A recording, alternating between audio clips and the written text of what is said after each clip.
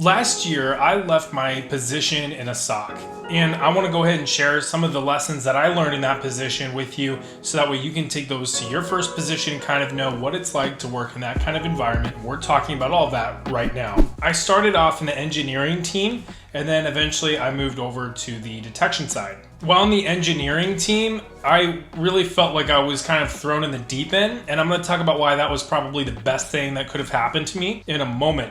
But I spent a lot of time basically learning from my teammates and just learning how the tools worked, learning how to work through some of those projects, as well as interacting with some of the adjacent teams. Then after I moved over into the SOC, I started working on cases, just kind of doing some of that stuff, working with the tools themselves to get the information required to kind of work through some of those cases instead of working on the back end supporting those tools themselves. Now, at the very beginning, whenever I was brought on, I was very green.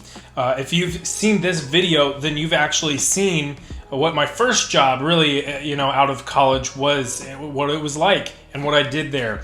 Whenever I got to this last job, I was pretty green. The confidence wasn't exactly there with a lot of the technical stuff about security. I mean, with the concepts, I pretty much thought I got it. That kind of gave me that high level of comfort. But as far as actually, sitting down with a keyboard and building out a tool, kind of writing rules and stuff like that, I was pretty green and not as comfortable. My manager took a chance on me whenever he hired me. He knew that I was green, and he hired me knowing that, I was kind of going to be a project to train up, and really that was exactly what happened. I got trained up, and my confidence grew over time, and I could not be more thankful for him and for the teammates around me while I was there, for training me up and just really helping to guide me in that process. The team around me really taught me a lot. They helped me write some documentation to kind of harden some learning. They helped me to kind of get in on some projects early, and then as time went on, as my level of comfort grew, as my exposure to the tools went on, they actually gave me progressively more advanced assignments. And again, over time, that raised my confidence level. It made me feel like, I can do this. And that makes a world of a difference, especially if you're green and you're not feeling confident. If you can find the opportunity to just dive into the deep end and get some reps doing it, then that really will help out. Personally, I don't know that I'm just by default wired for super technical work. I am a big picture kind of person. I love the big picture side, kind of looking at policy and stuff like that. So diving into the engineering side, it was super valuable for me to be able to get that experience, get to see what that's like, get again, comfort doing those things. So then one day, if I am able to kind of navigate my way to the management side, I'll know what it's like down in the engineering team, kind of working some of that stuff on the back end. Because, frankly, a lot of the time, they don't get the recognition that they really deserve until something goes down, and then the attention goes on them for a whole other reason. So if you're watching this and you're in an engineering team, I just want to give you props for the work that you're doing right now, and I hope that you're getting the recognition that you deserve in the teams that you're in. So after some time there, I was able to jump into the SOC and just kind of, work in a team and work cases there.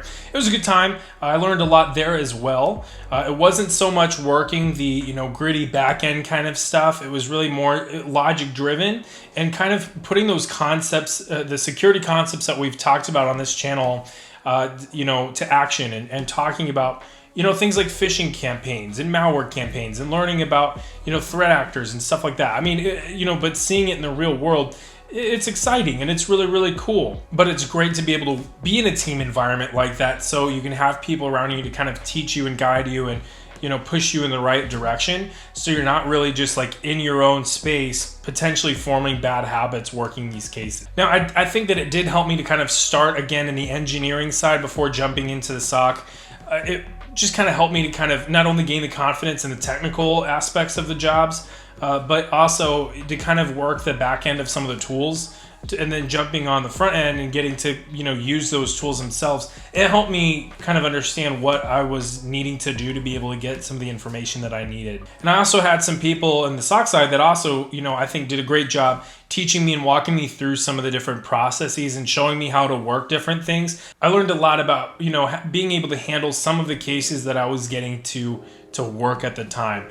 And that gave me, again, more confidence moving forward, especially as like the cases and the variety of cases that I was working grew, but also in being able to get, even more gritty detail as I was in the role doing the job, getting to pull out more information that can help the team moving forward. One of the things that I learned at this job is really just take your time. Don't expect to, hit the ground running and be solid 100% of the time right away, unless you have some experience and you're ready to rock. If you're like me and maybe you're being thrown into the deep end and you're a little nervous about it, just have some patience. Have some patience with yourself, have some grace, but be diligent with your time and make sure that you're working with your team to be able to get the job done and learn your tasks. I like a team environment. I like to have people around me that can teach me, that can kind of mold me and guide me and push me in the right direction, let me know. And this is one of the nice things about this team was the communication was fairly clear.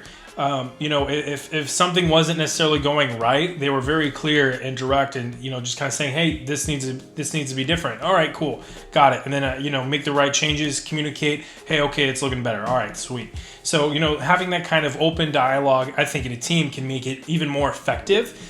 And especially whenever it comes to handling more advanced kinds of cases, you need that kind of open communication. I also think that I had a pretty good manager. I'm saying pretty good mildly.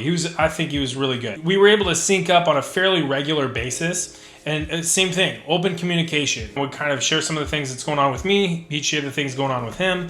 We'd kind of communicate on goals for the future and kind of where we've been, where we're headed. And I think that really helped zoom the picture out a little bit on the week and know, okay, well, here's where my work is fitting in. Here's where we're heading. And this, really kind of helps guide me and guide the work as we're moving forward. Now, I've already mentioned another video about my previous job, and you might be interested in kind of what that experience was like. You can check that out right here. You definitely should go check that out because it was a different experience. I mean, this was a bit more technical. That was a bit bigger picture, but I think both were very helpful, and that might be able to help you with that. Also, be sure to like this video and subscribe if you do want to see me eat a ghost pepper one day. So with that, I'll see y'all next time. Bye.